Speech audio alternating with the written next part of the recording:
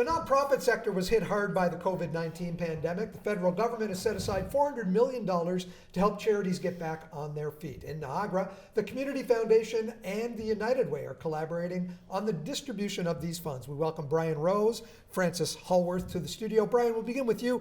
There was something called a roundtable recently. Was that related to this? A little bit, Mike, yes. So yesterday we hosted the Funders Roundtable. It's an opportunity for the funders here in Niagara and the charities throughout the region to come and talk to each other and learn a little bit about the granting streams, et cetera, et cetera.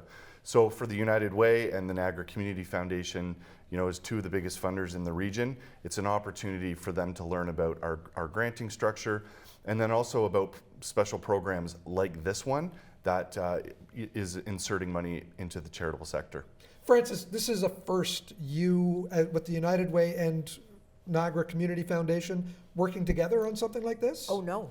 No. But with this particular budget it is, correct? Well, we've also had federal funding previously. Okay. And both the foundation and United Way worked together on that one. So we have This is round two. Round two of it. Yeah, the first one was the Emergency Community Support Fund. Yeah. Right, I remember right that. in the middle of the pandemic. So again, working with the United Way, the Community Foundation, and the Canadian Red Cross, the three agencies that were given quite a bit of federal money to deploy right into the charitable sector.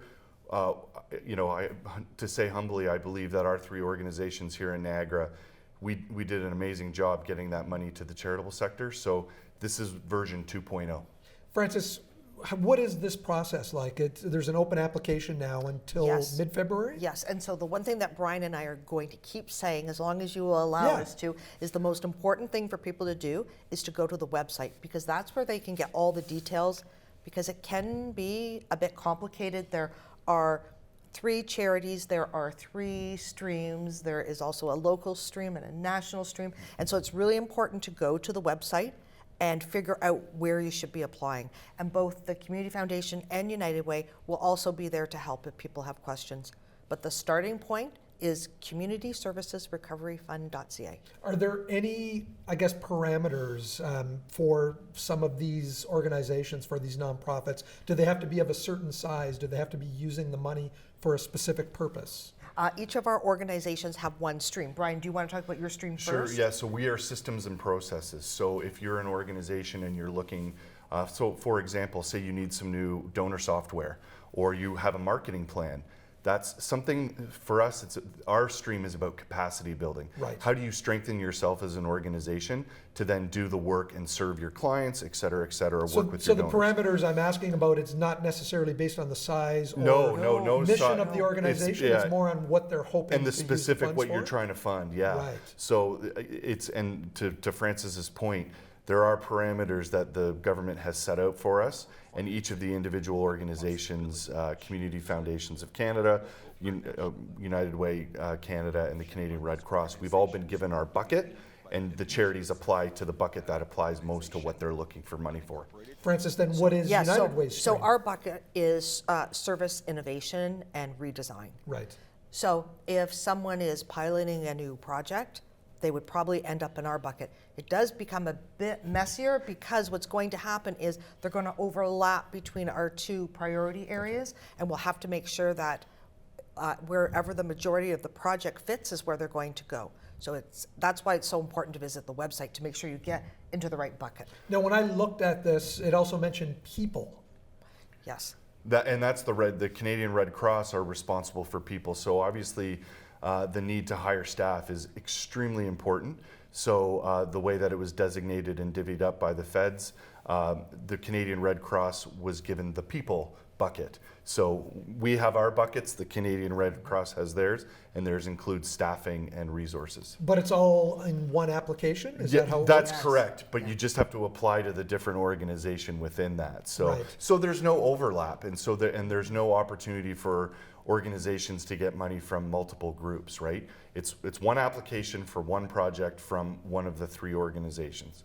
Francis, January 6th, is that when the applications started being accepted? Yes, that's when it opened. How has it been? Has there been a lot of uptake on this? Well, I have not seen any come in yet because it is so early. So people just got the criteria and got to read the information on January 6th. So what are we today, the 18th? The 18th, yeah.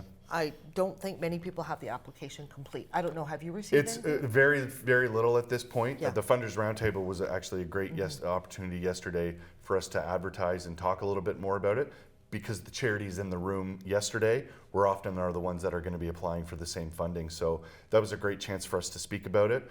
But to Francis's point, it's early. People are organizations are doing their research, trying to figure out where they fit and what they're looking for money for. So there's often a tsunami closer to the deadline of groups looking for that money. Like February 21st. Yeah, exactly, yeah. Yeah. And to get this clear, Francis, the money is not to be used for specific things that they would have normally been looking for other funding. Yes, so I think one easy way to explain it is this is not ordinary operational Right. dollars. This is above and beyond that. But you said something really important. You asked about,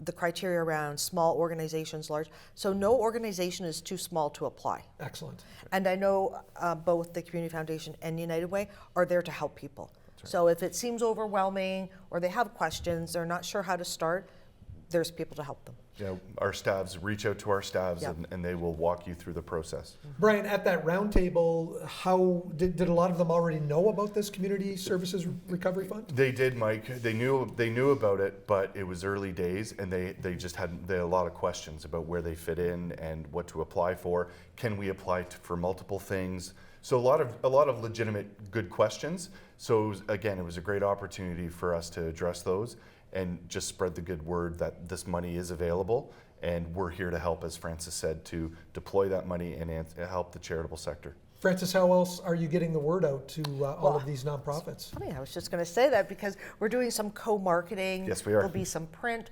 in community/211. That's right. It's been going out by email. We've been using any of our email lists that we have, trying to make sure we get to as many people as we can. Francis, the website address again? It is communityservicesrecoveryfund.ca. Thanks for being here today, Francis Hallworth, Bryan Rose. Great to have you. Thank you. Thank you, Mike.